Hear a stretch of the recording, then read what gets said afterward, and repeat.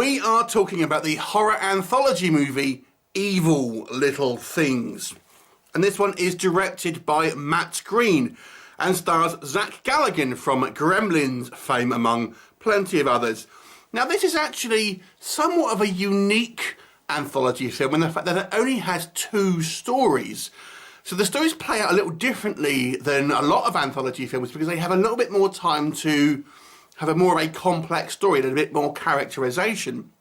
So I actually prefer this format more so than stories where there are more of them, but they are shorter and therefore you really don't connect with any of the characters. Now, there is a wraparound story as well, so technically speaking, I suppose there is 3 stories.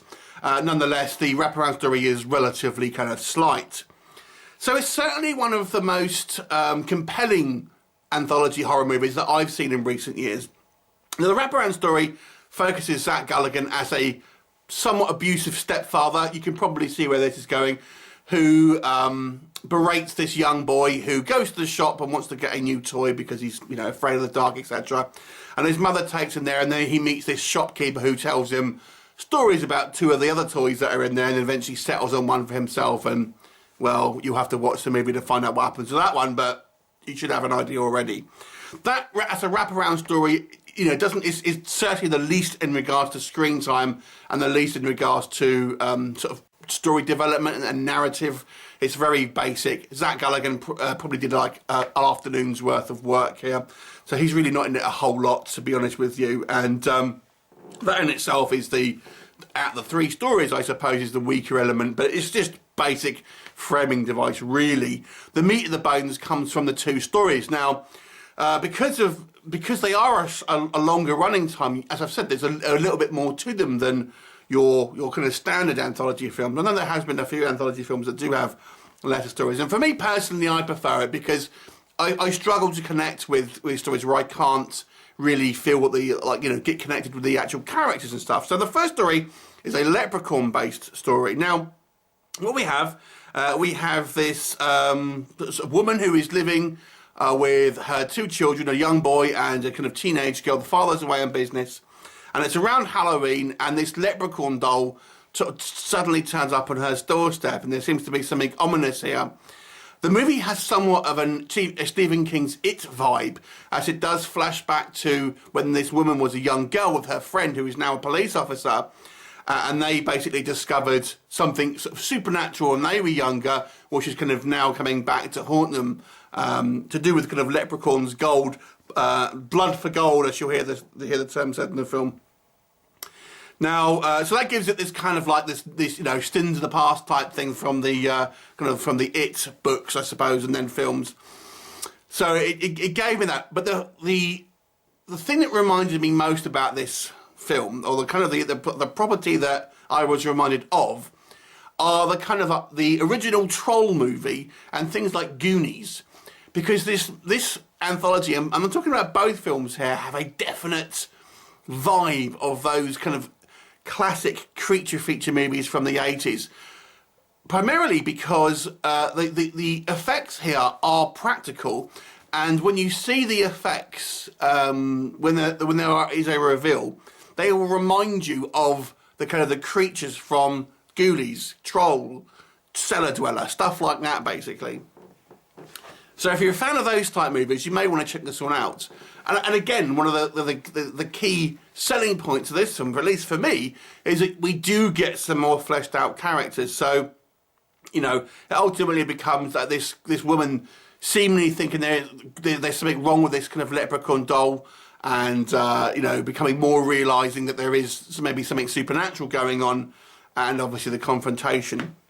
So it's a pretty good movie. I mean, it's like, I didn't really think there was anything wrong story-wise here. The main issue I have with this first film is there is some really rough editing in it. Now, I saw a pre-release screener copy, so I'm not entirely sure this would be the copy that gets released. But there is some real rough edits there, and very abrasive, certainly with things like the music and stuff. And I almost thought my screener was skipping a little bit.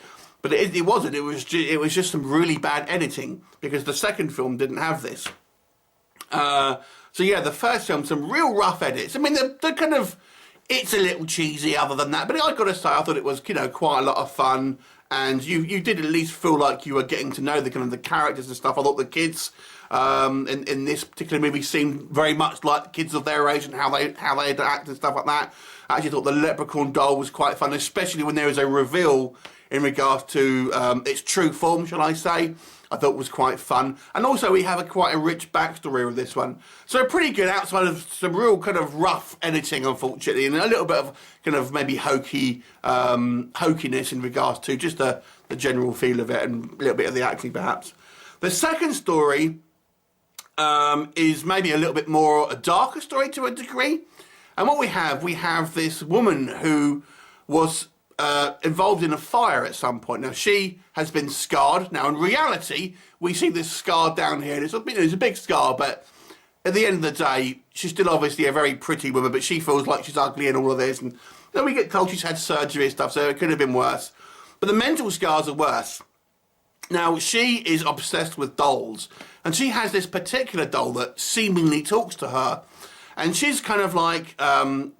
almost like it's like her best friend, and she talks to it. Now, at first you're thinking, is she just kind of like going mad, or is this doll actually kind of a supernatural entity? Well, all will be revealed with that one.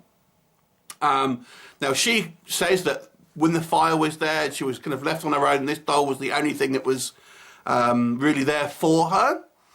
And this doll seemingly is kind of a little bit wants her for herself, and is very... jealous of even other dolls that are kind of like just toys that she buys and destroys them and things like that. Now, this girl clearly has a lot of mental issues, as she is seemingly very, very anxious. She thinks no one's going to like her, things like this. And she's into sort of Comic-Cons and things like that. So she goes to this Comic-Con with her doll, and then she meets like a guy that she used to be involved with, and of course the doll sort of takes issue with it. And, you know, obviously the guy's a little bit perplexed because at this point he doesn't really know what the big deal is and stuff. And obviously as the reveal goes on, we find out the truth behind this doll. And it's pretty dark as it goes on that one.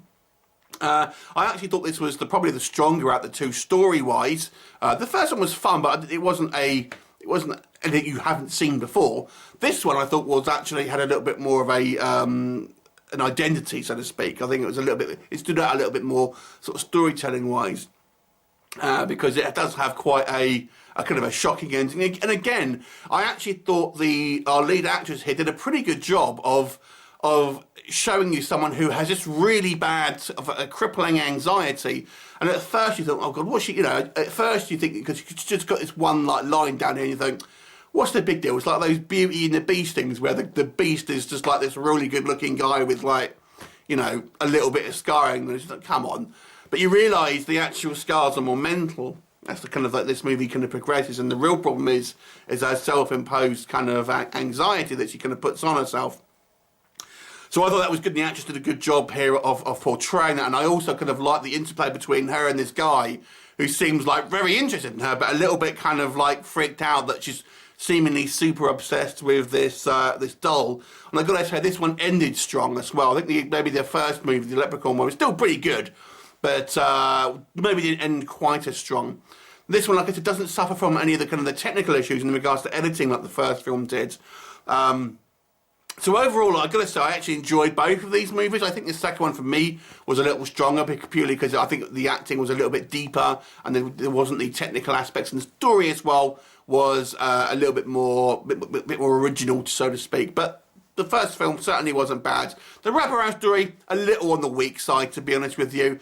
But I have to say, as someone who doesn't really get that much from anthology films, this one spoke to me a lot more because it had a little bit more depth than a lot of anthology movies that I've kind of watched. I mean, you get the good, the top ones like the Creepshows and all of that, but a lot of them just seem to be, you can never really connect with the characters. And this one, I'm pleased to say that I actually was rooting for the characters and kind of understood their motivations and where they were coming from and things like this. So for me, I would say the second movie was legitimately good. The first film was still, the first kind of proper movie was still probably above average, but only just, and the wraparound story was a little bit below average. So overall, I will give this one a 7 out of 10. Have you seen it? What did you think of it? Leave me a comment and I'll look forward to seeing you next time. Bye for now.